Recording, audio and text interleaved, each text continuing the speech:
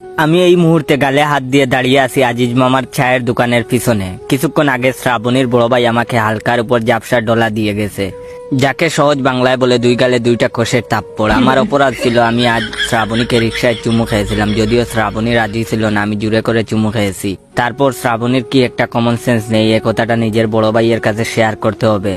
আর বড় ভাইয়ের মাথায় গোবর নাকি, বোনের কথা শুনে নাচতে নাচতে আমায় মারতে এসে গেল।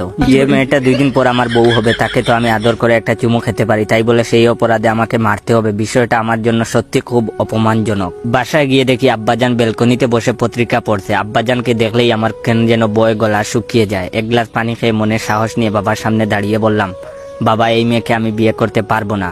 বাবা পত্রিকা থেকে মুখ সরিয়ে আমার দিকে রাগি রাগি চোখে তাকিয়ে বলল, কেন বিয়ে করতে পারবি না? আমি মনে মনে ভাবলাম, এখন যদি বাবাকে বলি আমি শ্রাবণীকে চুমু খেয়েছিলাম, সেজন্য ওর ভাই আমাকে মেরেছে, তাই আমি শ্রাবণীকে বিয়ে করবো না, তাহলে আমার কপালে খারাপ আছে। তাই আমতা আমতা করে বাবাকে বললাম, বিয়ে করবো তো বাবা, এমনি মজা করে বলছি বিয়ে করবো না। কথাটা বলে আমি যখন আব্বাজানের সামনে থেকে চলে যাব, তখন আব্বাজান আমায় ডেকে বললেন, বাবা জয়, আমার কাছে একটু আয় তো।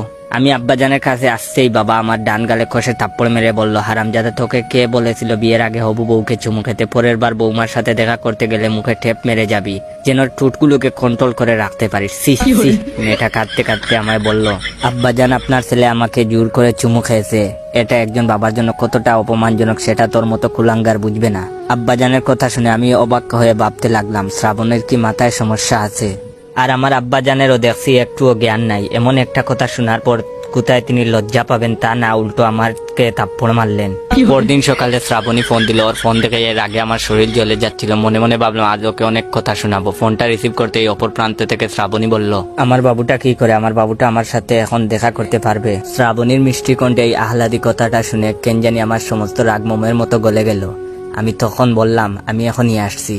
এটা হচ্ছে ভিডিওর প্রথম পার্ট। বিশ্বাস করেন, দ্বিতীয় পার্টটা হবে আমার জীবনের সেরা একটা ফানি কন্টেন্ট।